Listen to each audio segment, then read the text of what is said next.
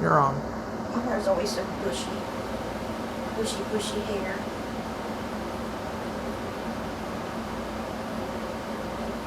What? You're wrong. Oh. Hi guys, I'm here with your Bible reading. Sorry about that. Trying to make my hair go flat, make it go straight. It's always so bushy. When I wake up in the mornings, I look like the heat miser. Flat. If you know what I'm talking about. If you know what I'm talking about. Heat miser. They call me heat miser. Whatever I touch turns to dust. He's too much. Rudolph. Not the Rudolph, but a different Rudolph. Okay. Today we're going to be reading Romans chapter 1, verses 18 through 32. Psalm 10, verses 1 through 15. You can sit down, babe. Proverbs chapter 19, verses 6 and 7. Those things are creeping me out. What? I know, I told you I wanted to dump that water out. They're freaking me out. I don't like them like that. It freaks me out. I don't either. We got this little thing at the Dollar Tree because I thought it was really cute. And it's a little aquarium like this. It's decorated with 2 fish and some jewels. And you're supposed to put water in it, and the fish are supposed to grow. Well, I was going to just leave it the way it was because I thought it was cute, but Sherman, my niece, is like, put water in it, put water in it. So I put water in it, and for like 2 days it didn't do anything. And then every day we come in here, those fish have grown. They're like filling up almost the whole tank already. I don't know, it's just really creepy. It looks weird now. We'll dump it out and see if they'll shrink. Because now it's not as cute as it was before. Fish look like monsters. I just thought it was cute.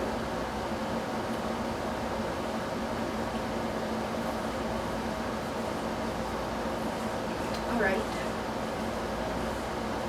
I will be reading in the New International Version if you'd like to follow along. It's getting warm out there. Here. Just got the air turned on. It's in the high 90s. And all next week it's supposed to be in the high 90s as well. And we have to go out at least 2 days next week at least for appointments. For my appointment and then Sherm's surgery. And Sherm will have to go out Tuesday as well because he's got another appointment. Hopefully that'll be it for a little while.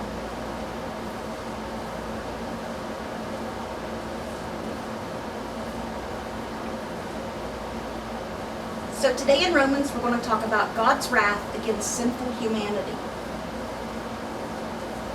You've seen God's wrath before if you've ever read or heard, things about the Old Testament.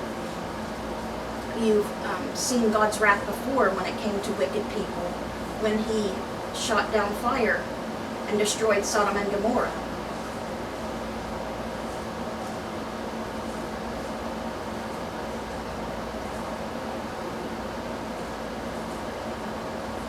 I know it was really, really bad back then. It had to be bad for God to destroy those 2 towns, those 2 cities.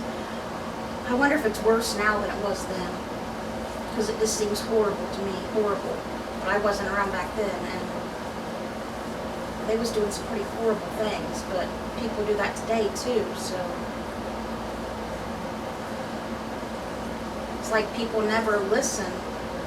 God will punish them, but then after a while's passed and everything's good again, they forget about that. They forget about making God mad, and they just don't care. They just care about partying and having fun and doing what, makes them happy, even if it's sinful.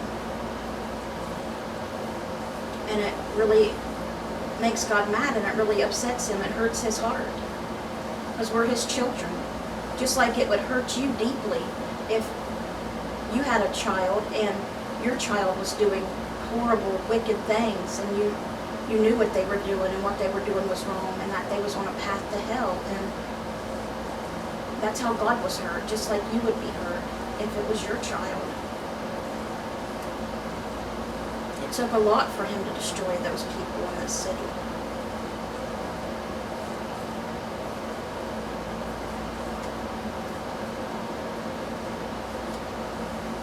The wrath of God is being revealed from heaven against all the godlessness and wickedness of people who suppress the truth by their wickedness, since what may be known about God is plain to them, because God has made it plain to them. For since the creation of the world, God's invisible qualities, his eternal power and divine nature have been clearly seen, being understood from what has been made, so that people are without excuse. For although they know God, they neither glorified him as God nor gave thanks to him, but their thanking became futile, and their foolish hearts were darkened. Although they claimed to be wise, they became fools, and exchanged the glory of the immortal God for images made to look like a mortal God, being and birds and animals and reptiles. Therefore, God gave them over to the sinful desires of their hearts, to sexual impurity, for the degrading of their bodies with one another. They exchanged the truth about God for a lie, and worshipped and served created things rather than the Creator, who is forever praised. Amen. I just don't get that.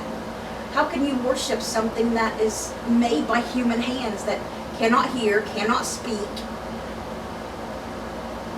and you know somebody made it, but you don't worship the one who created you and everything in the world?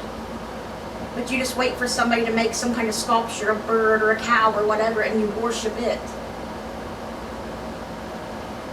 Even that idol would be worshiping God if it wasn't demonic things. Satan can take over that stuff. When you're doing that, that's evil, and that invites Satan in. I just don't understand how people can worship things like that, but don't want to believe in or want to worship God. If they can believe something as crazy as what they do, worshiping something somebody made, why can't they believe there's a God? Why can't they believe there's a God and God created them and everything in the world? I don't understand. And that's gotta hurt God's heart. Knowing the children you made don't believe you, don't believe you're even real. And they have very life because of you. And to see them go down a path of evil, turning to Satan rather than turning to you, the one who loves them, the one who cares for them and takes care of them. And God just don't do that with one or two children like, you guys as human parents do. God's got millions of children.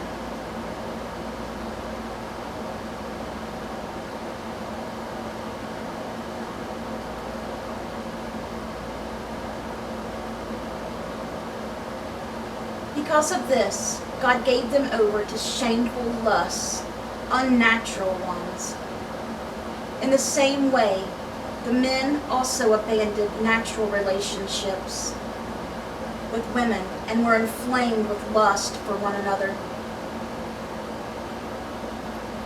Men committed shameful acts with other men and received in themselves the due penalty for their error.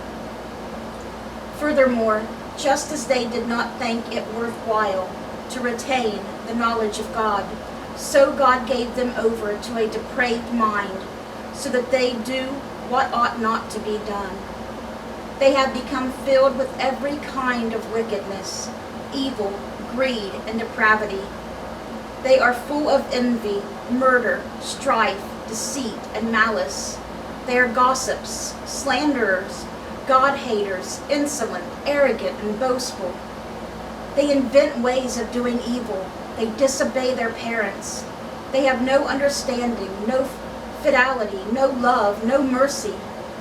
Although they know God's righteous decree that those who do such things deserve death, they not only continue to do these very things, but also approve of those who practice them.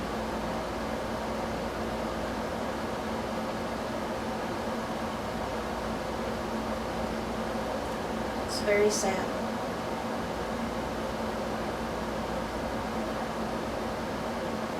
Just like the guy we were talking about here a while back, that, when Paul was baptizing people, there was a sorcerer. Remember the sorcerer? And he done all kinds of magic for the people, and they worshipped him. They liked him because he could do magic. But the sorcery he done is not from God. That's from Satan. That's from the devil. That's dark magic. And he wanted to be able to do the things like Paul could do. And Paul set him straight pretty much well on that. And he got really hurt when he found out he had to give up his sorcery if he really wanted to be a Christian. He had to turn away from that life, turn away from that dark magic, because he made a lot of money at doing that job, being a sorcerer, doing the black magic. They say money is the root of all evil, and I truly believe it is, because I've seen money hurt a lot of people. It surely has. Broken up families, broken up marriages. I know how it is even in my own family. I have somebody in my family that only cares about money, who's very, very close to me. And she'd turn her back on her entire family, even her children, to get what she wants. It's very, very heartbreaking.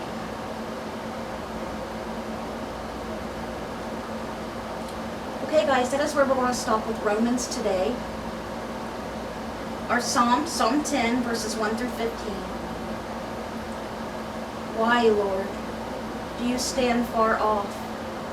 Why do you hide your face in times of trouble?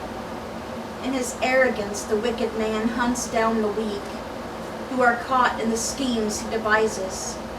He boasts about the cravings of his heart. He blesses the greedy and reviles the Lord. In his pride, the wicked man does not seek him. In all his thoughts, there is no room for God. His ways are always prosperous. Your laws are rejected by him. He sneers at all his enemies. He says to himself, nothing will ever shake me. He swears no one will ever do me harm. His mouth is full of lies and threats. Trouble and evil are under his tongue. He lies in wait near the villages. From ambush he murders the innocent. His eyes watch in secret for his victims. Like a lion in cover he lies in wait. He lies in wait to catch the helpless. He catches the helpless and drags them off in his net. His victims are crushed. They collapse. They fall under his strength. He says to himself, God will never notice. He covers his face and never sees. Arise, Lord. Lift up your hand, O God. Do not forget the helpless. Why does the wicked man revile God? Why does he say to himself, he won't call me to account? But you, God, see the trouble of the afflicted. You consider their grief and take it in hand. The victims commit themselves to you. You are the helper of the fatherless. Break the arm of the wicked man. Call the evildoer to account for his wickedness, that would not otherwise be found out. God knows what's going on. Even if you try to hide it in the farthest corner, in the farthest cave in the world, He knows what you're doing. He knows what you're thinking. You cannot hide anything from the Lord. He knows what's in your minds and what's in your hearts. They may think they're hiding, but they're only hiding from the people in this world, not from God, because God knows all. And He's the one that matters. Okay, that was Psalm 10, verses 1 through 15. And now we're going to read our 2 Proverbs today, Proverbs 19, 6, and 7. Many curry favor with a ruler, and everyone is the friend of one who gives gifts. I've seen that happen a lot too. And seeing people who like to buy friends with gifts. And it's sad that the people let them do that. Or they feel that they have to buy someone to be their friend. Someone very close to me used to be that way. Could still be, I don't know. And yeah, it's just, some people, when people do that, you know, give them gifts to be their friend, get them to like them. Some people are evil that they're giving gifts to, and they know that that's why they're doing it. And so they take advantage of the situation to get more and more from that person. And they'll still treat them horribly. But just, you know, be there to make sure they get what they want out of that person. It's really sad. A true friend is a true friend. You don't have to buy a true friend. The poor are shunned by all their relatives. How much more do their friends avoid them? Though the poor pursue them with pleading, they are nowhere to be found. We talked about that yesterday. It's so true. Money, once again, the root of all evil.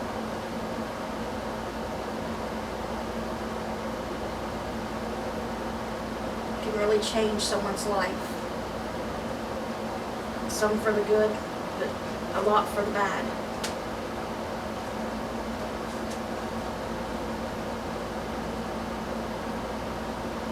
Okay guys, that was our Bible reading for today. I hope it touched your hearts. Let's get into our prayer requests. They remain the same. So I'll just go through the list of names. Sherman Crabtree, Michael Cairns, Logan Cairns, Linda Thacker, April Thacker, Lauren Featheroff, Judy Thompson, Cindy Welsh, Dora Carper, Rhonda Karshner and Abby Myers, Barb Post, Elizabeth Jeffries, Zach Kirby, and Judy Osborne. Alright guys, that was everything for today. I hope you guys have a great rest of your day and a great week ahead. Hopefully it won't be as hot where you are as it has been here. Unless you like to go swimming or something, then that'd be pretty nice. So I hope you guys have a great rest of your weekend and a great week ahead. Let's bring those souls to Jesus, and God willing, we'll see you guys again tomorrow with another Bible reading. Bye guys. God bless.